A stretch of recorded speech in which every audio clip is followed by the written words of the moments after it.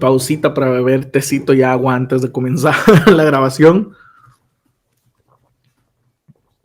Listo, mi estimado Salvador. A partir de aquí, sí vamos a grabar, ¿sale? No grabes las frases previas. Vamos a comenzar desde este momento. Actualización de las contribuciones, gastos de ejecución. Hablando de los gastos de ejecución, estos son uno de los accesorios de las contribuciones. Tenemos los recargos, las sanciones, los gastos de ejecución y la indemnización del artículo 21 de Código. El día de hoy hablaremos de los gastos de ejecución. Los gastos de ejecución pueden originarse a partir de dos situaciones. Pueden ser por las diligencias del procedimiento administrativo de ejecución, que en ese caso serán del 2% del importe de crédito, como estaremos platicando, y también se pueden generar por gastos extraordinarios que realicen las autoridades fiscales con motivo del procedimiento administrativo de ejecución y gastos que no están contemplados y que no son normales en este procedimiento. Por eso les llaman gastos extraordinarios. Platicando del primer punto de los gastos de ejecución que provienen por diligencias del procedimiento administrativo de ejecución y que son del 2%, esto lo encontramos en el artículo 150 del Código Fiscal de la Federación, que nos dice que cuando sea necesario emplear el procedimiento administrativo de ejecución para hacer efectivo un crédito fiscal, la persona física y las personas físicas y las morales estarán obligadas a pagar el 2% del crédito fiscal por concepto de gastos de ejecución por cada una de las diligencias que el artículo indica. Entonces, en este caso, el 2% sobre el monto del crédito fiscal por concepto de gastos de ejecución aplica en el procedimiento administrativo de ejecución cuando éste se realice para hacer efectivo el crédito fiscal. Es por cada una de las diligencias que están a continuación.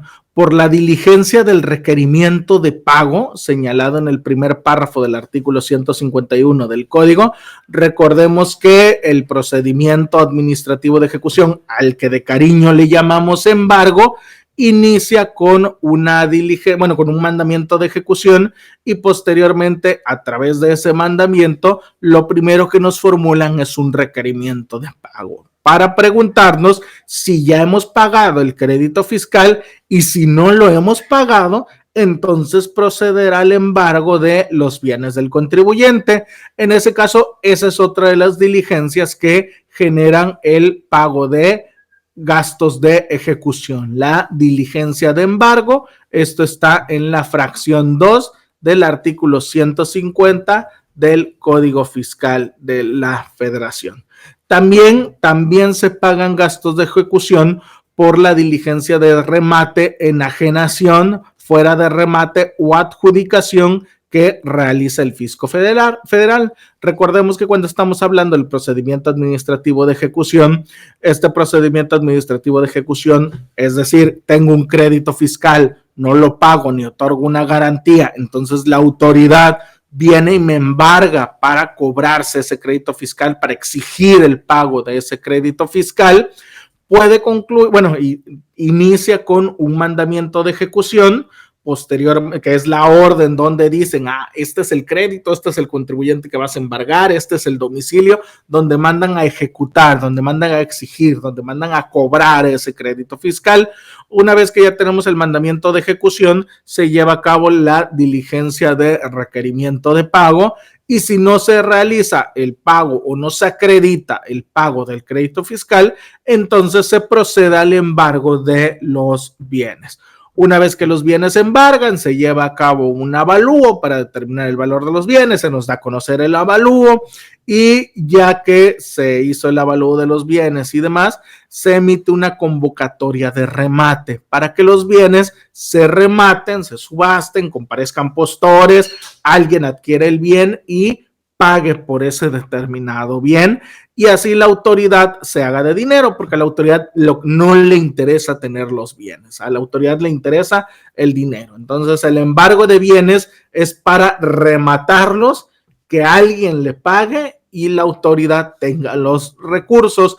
Sin embargo, puede ser que los bienes no se rematen, ¿sí? Entonces puede ser incluso que fuera del remate, independientemente del remate, los bienes se enajenen por parte de la autoridad, y eso es lo que se considera enajenación fuera de remate.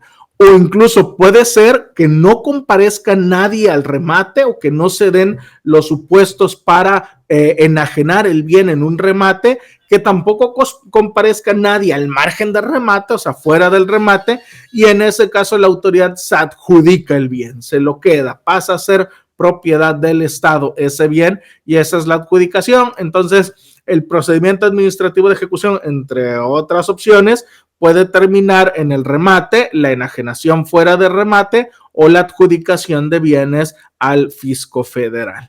Pues por cada una de estas diligencias se tendrá que realizar el pago del 2% del importe del crédito fiscal por concepto de gastos de ejecución. Oye, y si es un crédito fiscal millonario, ¿qué sucede? ¿Son también millones de pesos de gastos de ejecución? Pues realmente no, porque los gastos de ejecución se encuentran topados tanto a un mínimo como a un máximo. En el caso de que sea un mínimo, de que el 2% del crédito fiscal sea muy pequeño, inferior en este caso a 480 pesos al día de hoy, año 2023, esta cantidad, recuerden, se va actualizando. En ese caso, si el importe de los gastos de ejecución es menor a 480 pesos, pues esa es la cantidad que se cobrará, 480 pesos en vez del 2% del crédito fiscal. Ojo que esto es muy común que lo veamos en las multas. En las multas es muy común que veamos este cobro de los 480. De hecho, ahorita que está la condonación de multas y que está la regla miscelánea para que obtengas, condonación no, reducción de multas, ¿no? La reducción de hasta el 100% de las multas, que no es una condonación, es una reducción, ¿no? Uno de los requisitos que te piden es que si ya se efectuó alguna de estas diligencias, pagues el importe de los gastos de ejecución en su caso, ¿no? Entonces aquí tenemos el importe menor, 480 pesos, que lo vemos en multas, embargos y demás que nos lo cobran o nos lo requieren. Y el caso del tope hacia arriba, el límite hacia arriba, son 74,700 pesos, que nos dice que en ningún caso los gastos de ejecución por cada una de las diligencias a que se refiere este artículo, excluyendo las erogaciones extraordinarias, que eso lo vamos a ver en un momento, y las contribuciones que se paguen por la federación para liberar cualquier gravamen de bienes que sea objeto de remate, podrán exceder de 74,700. Es decir, en ningún caso, por cada una de las diligencias, se podrá exceder de 74,700 pesos.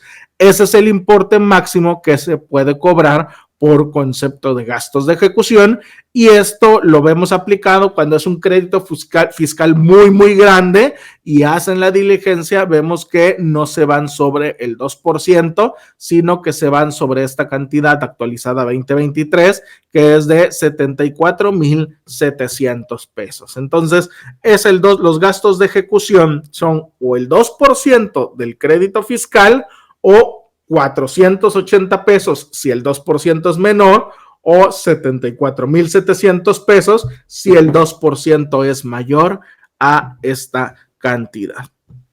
Tenemos también los gastos de ejecución como gastos extraordinarios, que de hecho lo mencionaba ya el artículo 50, nos hacía mención de estos gastos extraordinarios.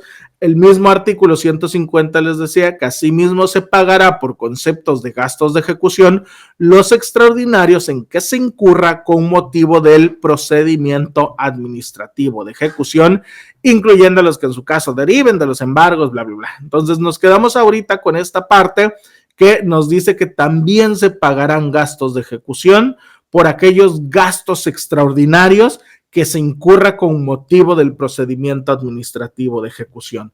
¿Y cuáles son ejemplos de estos gastos extraordinarios? El mismo artículo 150 nos lo da y nos los dice que son los de transporte de bienes, los de avalúos, los de impresión y publicación de convocatorias y edictos, de investigaciones, de inscripciones, de cancelaciones o solicitudes de información en el registro público que corresponda, o los erogados por la obtención del certificado de liberación de gravámenes. Entonces, aquí tenemos un listado de lo que la autoridad considera, o de lo que el código más bien considera que son los gastos extraordinarios, y que estos también son gastos de ejecución, pero son independientes a los del 2% por las diligencias que se lleven a cabo, y estos deberán cubrirse de manera distinta, ¿no? Adicionalmente a los otros gastos. También nos habla de los honorarios de depositarios y peritos, salvo cuando dichos depositarios renuncien expresamente al cobro de honorarios, los devengados por concepto de escrituración y las contribuciones que origine la transmisión de dominio de los bienes inmuebles enajenados o adjudicados a favor de la federación, y las contribuciones que se paguen por la federación para liberar de cualquier gravamen a los bienes que sean objeto de remate, en caso de que se tenga que pagar alguna contribución para liberar de gravámenes los bienes embargados. Y aquí tenemos también una tesis del Tribunal Fiscal que nos habla de gastos extraordinarios. Es procedente su cobro al particular por concepto de gastos de ejecución, tal como lo dispone el artículo 150 del Código Fiscal de la Federación.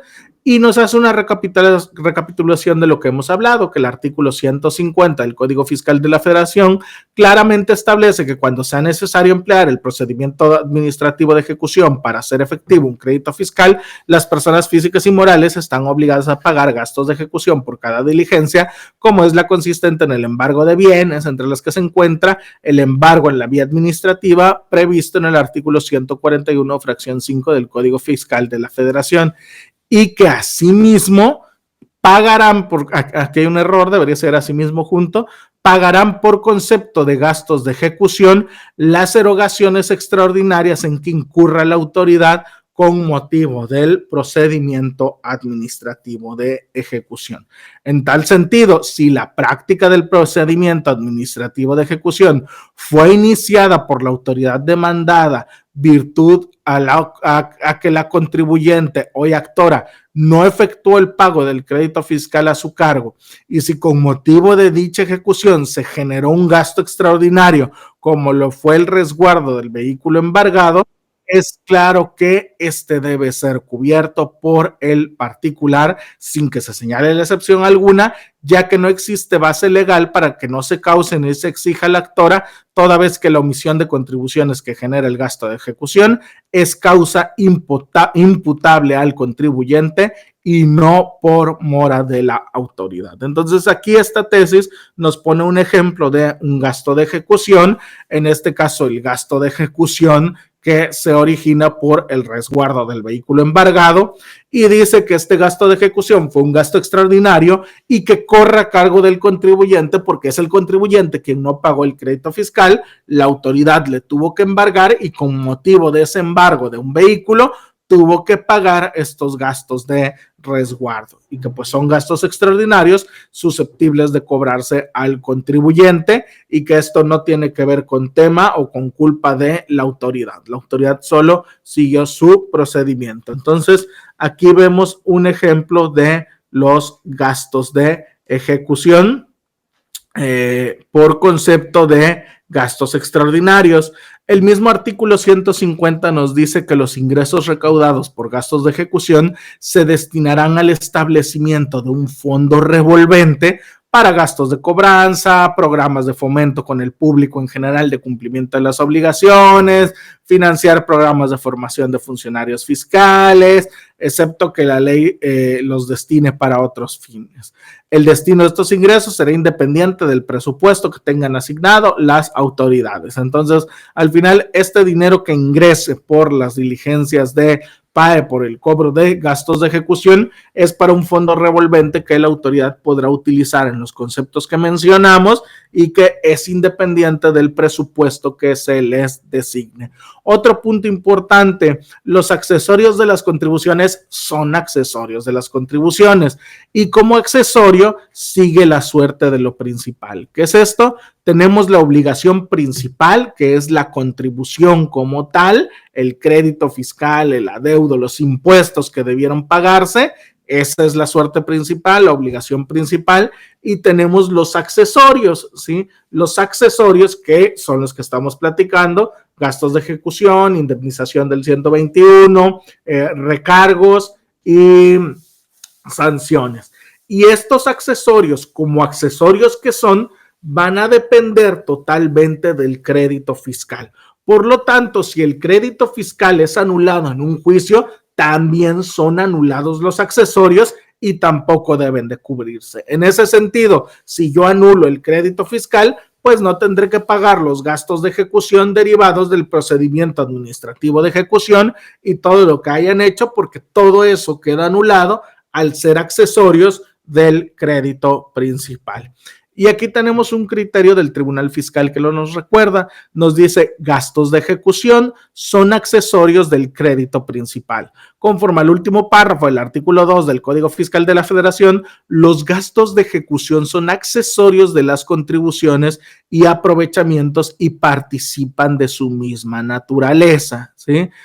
Nos dice que en tal virtud los gastos de ejecución que se generen por el embargo en la vía administrativa, así como el que por el que coactivamente se practique, son accesorios del crédito principal y participan de su misma naturaleza.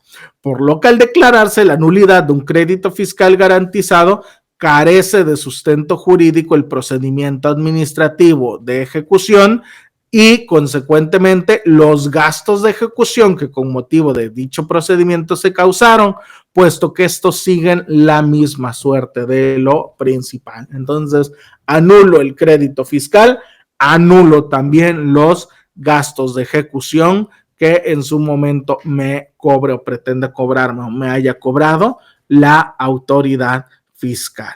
Eso es todo por cuanto a los gastos de ejecución, recordando que los accesorios de las contribuciones son recargos, sanciones, gastos de ejecución y la indemnización del artículo 21 de Código. Ya saben, entonces, recordemos, gastos de ejecución se pueden generar por el 2% de las diligencias del procedimiento administrativo de ejecución o bien por los gastos extraordinarios en los que se incurra para ejecutar el crédito fiscal, y de ahí su nombre, gastos de ejecución, porque son los gastos en que incurre la autoridad por ejecutar, por cobrar ese crédito fiscal que el contribuyente no ha pagado ni garantizado.